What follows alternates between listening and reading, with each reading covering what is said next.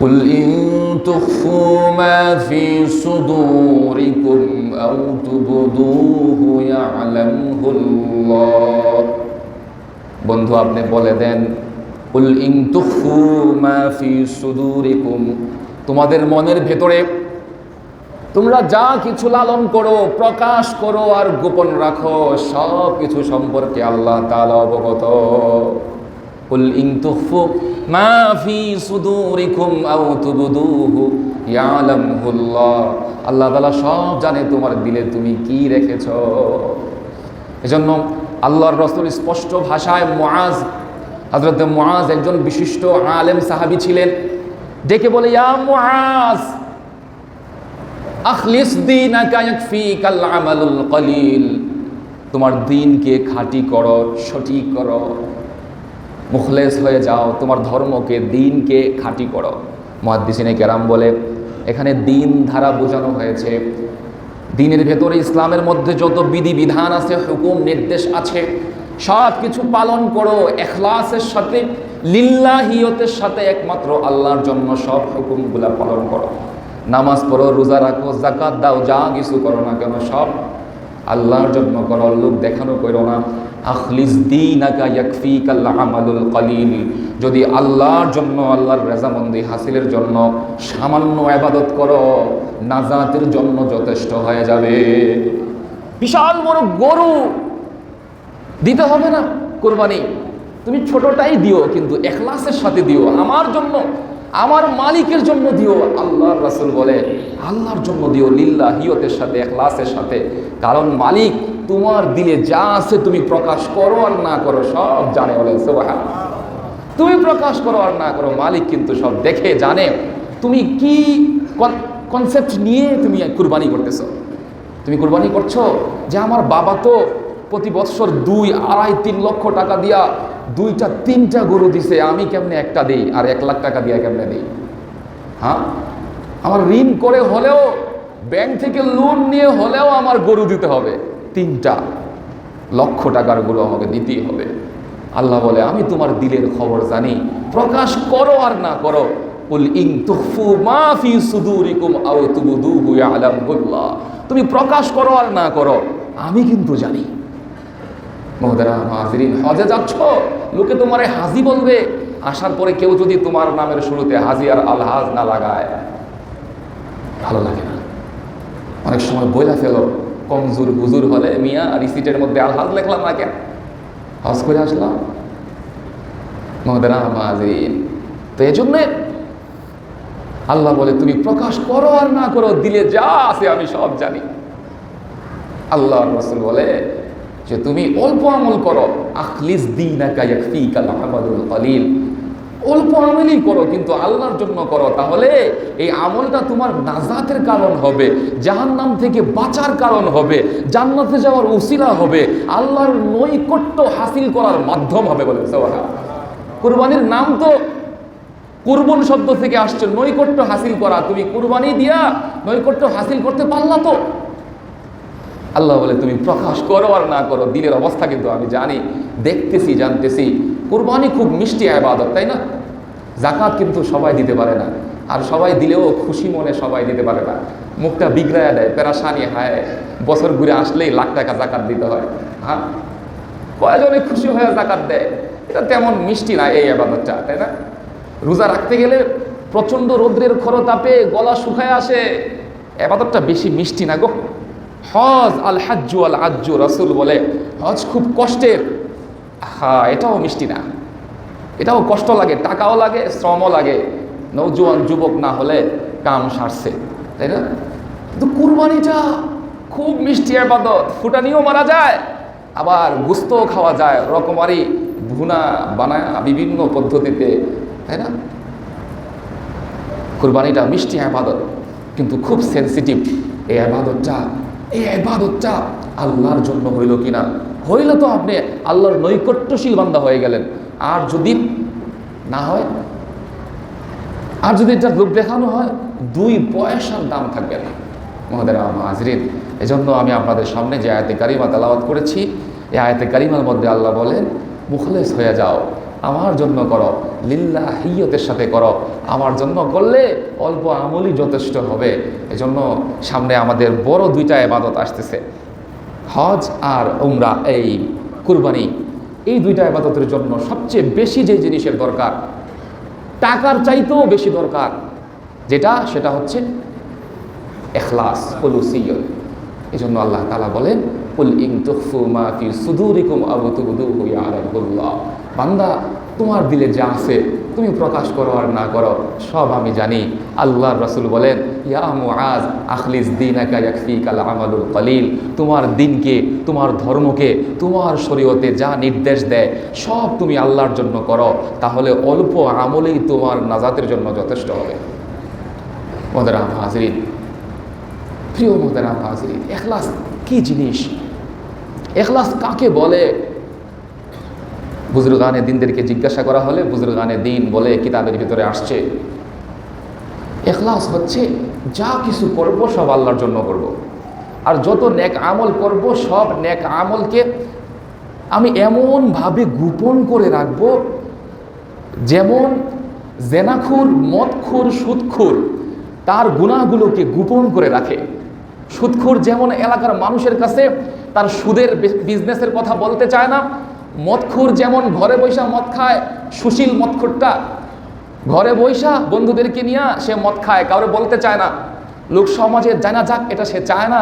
তার এই মদ্যপানের ঘটনা সে যেমনভাবে গোপন করে রাখতে চায়, মুখলেস ব্যক্তিটা তার ইবাদত বন্দেগী, দান সাদাকাগুলোকে এমনভাবে গুটায় রাখতে চায়, গোপন রাখতে চায়। বুঝেন ইখলাস আর মুখলেস কাকে বলে? বলে তার ইবাদতের দাম আল্লাহর কাছে খুব বেশি। হযরতে যুন্নুন মিসরি রাহমাতুল্লাহি আলাইহি জিজ্ঞাসা করা হলো, ও যুন্নুন মিসরি, এই জামানায় আমাদের চোখে, সমস্ত উলামায়ে কেরাম ভালো মানুষদের চোখে তুমি সবচেয়ে বড় বুজুর্গ। হুজুর, আপনি বলেন ইখলাস কাকে বলে, খুলুসিয়ত কাকে বলে? বলে ইখলাস তো বলা হয় এমন লোককে যে ইখলাসের মাধ্যমে আল্লাহ পাকের নৈকট্য হাসিল করে ফেলেছে। মুখলেস তো বলা হয় ওই ব্যক্তিকে যে আল্লাহ পাকের ইবাদত করতে করতে আল্লাহ পাকের নৈকট্য হাসিল করে ফেলেছে, সে মুখলেস। আর মুখলেস কিভাবে হয়? বলে ইখলাসের গুণ, খুলুসিয়তের গুণ অর্জন করলে। খুলুসিয়ত কি, ইখলাস কি জিনিস? যুন্নুন মিসরিকে জিজ্ঞাসা করলে যুন্নুন মিসরি বলে, যে ব্যক্তির কাছে প্রশংসা, মানুষের গাওয়া প্রশংসা, মানুষের দেওয়া নিন্দা সমান মনে হয়, কেউ তার প্রশংসা গাইলে অহংকারে বুক ফুলে ওঠে না, শার্টের কলার সে উড়ায়া দেয় না, তার প্রশংসা গাইলে তার বুক ফুলে ওঠে না অহংকারে, তার সামনে তার নিন্দা গাইলে তার খারাপ লাগে না। প্রশংসা আর নিন্দা তার কাছে সমান, কারণ সে যা কিছু করে সব আল্লাহর জন্য করে। সে যখন কাউকে ভালোবাসে, স্ত্রী সন্তানকে মহাব্বত করে, তখনও সে আল্লাহর জন্য মহাব্বত করে, বলে সুবহানাল্লাহ। সে যখন কাউকে কিছু দেয় তখন আল্লাহর জন্য দেয়। সে যখন কাউকে কিছু দেওয়া থেকে বিরত থাকে তখনও একমাত্র আল্লাহর জন্য দেওয়া থেকে বিরত থাকে। যা কিছু করে আল্লাহর জন্য করে। সে খায় আল্লাহর জন্য, ঘুমায় আল্লাহর জন্য, স্ত্রী সহবাস করে আল্লাহর জন্য, যা কিছু করে সব সব আল্লাহর জন্য।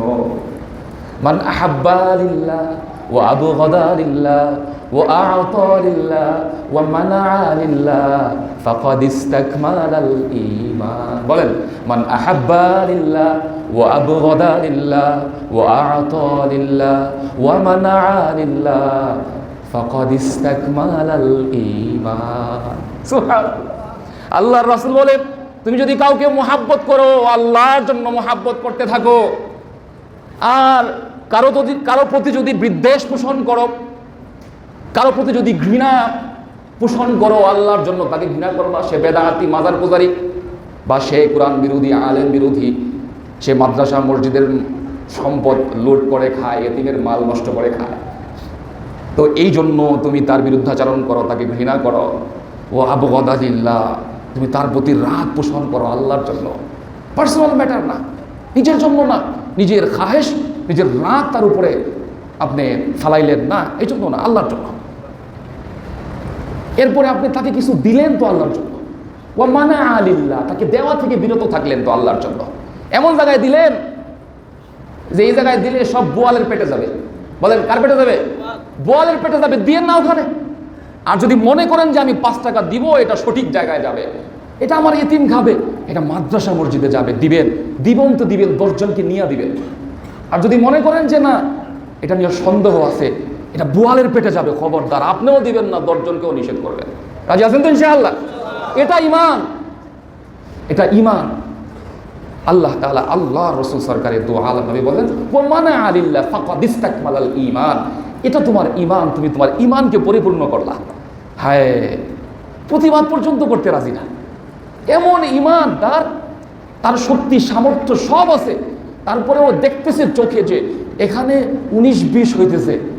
19-20 না, শুধু 1 আর 100 ব্যবধান, আসমান আর জমিনের ব্যবধান। তারপরেও সে কথা বলার সাহস নাই। সে তার জমি জমা নিয়ে মারপিট, মামলা, হামলা সব করতে পারে। সে তার এমপি, চেয়ারম্যান, কমিশনারের চেয়ার নিয়ে সে যুদ্ধ করতে পারে। সে তার দলের বিরুদ্ধে, সে তার দলের পক্ষে, সে তার জান কুরবান দিতে পারে, রক্ত দিতে পারে। কিন্তু মুসলমান মাদ্রাসা মসজিদের জন্য একটা হক আর সত্য কথা বলতে পারে না। সত্য কথা দেখতেছি মুহতারাম হাজিরিন, একটু খাসির রেজালা, একটু গরুর মাংস খাওয়াই দিলে ব্যাস সব ভুলে গেছে, শেষ, সব শেষ।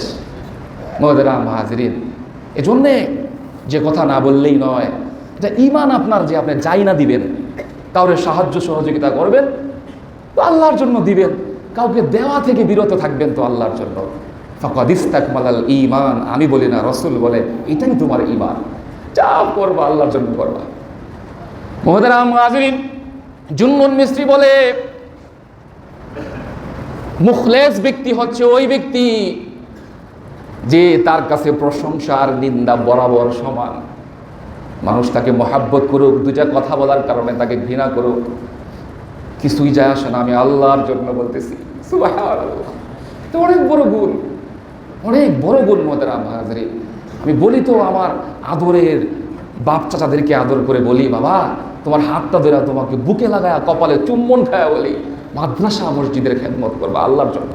আমার বাবা, ও বাবা, মাদ্রাসা মসজিদের কাজটা করবা আল্লাহর জন্য, চেয়ার আর গদি আর মান সম্মান এগুলোর জন্য না, আল্লাহর জন্য। তাহলে এটা নাজাতের জরিয়া হবে, তাহলে এই অল্প খেদমতে জান্নাত নসিব হবে, জাহান্নাম থেকে নাজাত পাওয়া যাবে। অল্প খেদমতে 1,00,000 টাকা আপনার দিতে হবে না, আপনি শুধু সত্য কথাটা বললেন, আপনি শুধু মাদ্রাসা মসজিদ এবং গরিবের হক, এতিমের হকের পক্ষে কথাটা বলেন। কষ্ট হবে, এত কথা কেন বলেন? এত কথা বলি দায়বদ্ধতার কারণে।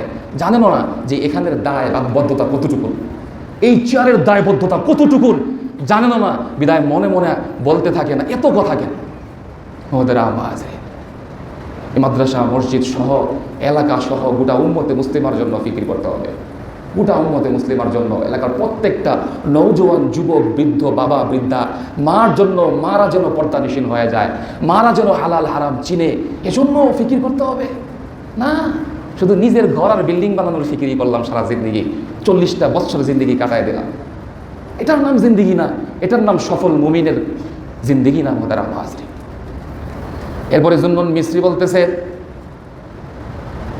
হক ব্যক্তি, মুখলেস ব্যক্তি ওই ব্যক্তি যার কাছে প্রশংসার নিন্দা সমান সমান। তার সম্মান, মান সম্মান যদি কখনো ক্ষুণ্ণ হয়ে যায়, তার মনও ক্ষুণ্ণ হয় না। যা কথা বলছে এজন্য মান সম্মান ক্ষুণ্ণ হয়ে গেছে, এটা সত্য কথা বলেছে, তো এটার বেটু আসছে, কেন বলেন এটা? তো এটা শুই না, তার মান সম্মান কমছে না? তার যে মান সম্মান কমে গেল, তার যে প্রসিদ্ধি কমে গেল, বলে এটাতে তার মন ক্ষুণ্ণ হয় না, মন খারাপ হয় না। সুবহানাল্লাহ, আল্লাহর জন্য সব কিছু করে। বলে তার মান সম্মান, ইজ্জত সম্মান, টাকা পয়সা, অর্থ সম্পত্তি, প্রভাব প্রতিপত্তি, ক্ষমতার গতি যদি ক্ষুণ্ণ হয়ে যায়, নষ্ট হয়ে যায়, তার মনও ক্ষুণ্ণ হয় না। সে মুখলেস, সে খুলুসিয়াতের সাথে কাজ করতেছে, সে মুখলেস, সে আল্লাহ পাকের নৈকট্যশীল বান্দা, সে আল্লাহ পাকের কাছের বান্দা, প্রিয় বান্দা, পছন্দিদা গোলাম। সুবহানাল্লাহ। এবারে মুখলেস কে? বলে মুখলেস হচ্ছে ওই ব্যক্তি যে দুনিয়ার আরাম আয়েশ বর্জন করে চলে। আরাম আয়েশ তার ভয় লাগে, আযাব মনে হয়। এটা মুরগি দেখলে তার কাছে মনে হয় যে এটা জাহান্নামের আগুন। কেন? বলে এটার মধ্যে ইতিমের হক আছে মিয়া। এটা খাসি গরু দেখলে মনে হয় এটা আগুন, এটা আমারে খাওয়াবে কেন, এটা তো ইতিমের খাবার। বলে না, আমি তো হক আছে। কেমনে হক আছে? কোরআন হাদিস কি বলে? এটা সৎকার খাসি, এটা শুধুমাত্র গরিব, অসহায়, মিসকিন, ফকির, এতিম খেতে পারবে। আর আমি আপনার মোটা তাজা হুজুর মৌলবী আমি খাইতে পারবো? আপনি বড় প্রভাবশালী লোক আপনি খাইতে পারবেন? টাকাওয়ালা লোক আপনি খাইতে পারবেন না। এটা এতিমই খাবে শুধুমাত্র। এই সেন্স, এই চিন্তা, এই ফিকির নাই। খাসির রেজাল আয়না দিলেও খাই নিলাম শেষ, গরুর বুনা আয়না দিলেও খাই নিলাম শেষ। তুমি আমার দুস্থ, তুমি আমার বন্ধু, চলো তুমি যা বলবা, হারাম বললে হারাম, না জায়েজ বললে, হারামটাকে হালাল বললে এটা হালাল, না জায়েজটাকে যা জায়েজ বললে এটা জায়েজ, তুমি আমারে খাওয়াও। হ্যাঁ, এরকম অবস্থা আমার আপনার একই অবস্থা। কে বাদ করবে? কেউ বাদ করবে না। এই জন্য মোহতারাম হাজিরিন, আল্লাহর রাসূল সরকারে দু আলম নবী বলেন, হারাম মাংস, হারাম উপার্জনের মাধ্যমে যেই মাংস রক্ত তোমার শরীরে ঢুকবে, ওই শরীর দিয়ে, ওই পোশাক দিয়ে ইবাদত করলে ওই ইবাদত কবুল হবে না। এও তো মজাই পাইব না, তো স্বাদই পাইব না। আরে তোমার তো নামাজে দাঁড়ায় কান্না করার কথা ছিল, তোমার তো সারাদিনে একবার হলেও মালিকের কুদরতি পা জড়ায়া ধরে কাদার কথা ছিল। তুমি, আমি তো গুনাহ করতেছি লাগাতার, এমন কোনো গুনাহ বাদ নাই সারাদিনে আমি করতেছি না। হায়, গুনার কথা স্মরণ করে একবার রাত্রে, তো দিনে একবার হলেও তো কাদার কথা কাঁদতেছি না। নামাজে তো মজা তো লাগে না, ইবাদতে মজা তো লাগে না, কেন লাগবে? বলে তুমি তো হারাম খায়া তোমার রক্ত আর মাংসকে বৃদ্ধি করতেছ। মুহতারাম হাজিরিন, এজন্য মুখলেস ওই ব্যক্তি যে দুনিয়ার আরাম আয়েশকে বর্জন করবে। কয়টা কথা বললাম? 3টা কথা বললাম। মুখলেস ওই ব্যক্তি, আল্লাহর পেয়ারা গোলাম ওই ব্যক্তি যার কাছে প্রশংসা আর নিন্দা সমান সমান। মুখলেস ওই ব্যক্তি যার মান সম্মান ক্ষুণ্ণ হলে তার মনও ক্ষুণ্ণ হয় না, মন খারাপ লাগে না। হক কথা বলে যদি কারো মন ক্ষুণ্ণ, কারো ভৎসনা গালি খাইতে হয়, মান সম্মান ক্ষুণ্ণ হয়, হোক, তার মন কষ্ট মানে হক কথা বলছি, সত্য কথা বলছি, কোরআনের কথা বলছি, মনে সাহস থাকে, সত্যি কথা বলে ফেলছি। 3 নম্বর কথা হচ্ছে যে মুখলেস ব্যক্তি আল্লাহর পছন্দের গোলাম, সে দুনিয়ার আরাম আয়েশকে বর্জন করবে। 3 নম্বর হচ্ছে, 4 নম্বর মুখলেসের আলামত, জুন্নুন মিসরি বলে, তার কাছে অল্প সম্পদ আছে, কিন্তু এই অল্প সহায় সম্পদ থেকে সে আল্লাহর রাস্তায় দান করতে পারে। বলেন সুবহানাল্লাহ। আমার কাছে 30 টাকা আছে, আমি 11:30 থেকে দুয়ারিপাড়ায় বাজারে আসবো, 20 টাকা ভাড়া, রিক্সা ভাড়া দিব, 10 টাকা বাকি আছে। রিক্সায় উঠছি, এই মুহূর্তে ফকির বৃদ্ধ একটা বা বৃদ্ধা একটা মহিলা এসে হাত তুলছে। নজওয়ান যুবক টুবক মোটা তাজা, এগুলা ফকির না, এগুলা ব্যবসায়ী। বুড়া বৃদ্ধা একটা মা জড়সড় হয়ে হাত পাচ্ছে, 10 টাকাই আমার কাছে আছে, দিয়া দিলাম, আর কিচ্ছু নাই। বলে এই দানটা আল্লাহর কাছে বেশি দামি। বলেন সুবহানাল্লাহ। তো যে কথা বলতেছিলাম, ইখলাস, সব ইবাদতের ভিতরে ইখলাস লাগবে। আল্লাহ বলে তুমি প্রকাশ করো আর না করো, যেই নিয়তে ইবাদত করতেছো আমি কিন্তু দেখতেছি। বলেন সুবহানাল্লাহ। কুল ইন তুখফু মা ফি সুদুরিকুম আও তুবদুহু ইয়ালামুল্লাহ। গোলাম, তুমি যেই মনের ভিতরে যা কিছু রাখছো সব আমি দেখতেছি, প্রকাশ করো আর না করো। মুহতারাম হাজিরিন, এজন্য যত ইবাদত করবো সব আল্লাহর জন্য। আর ইখলাস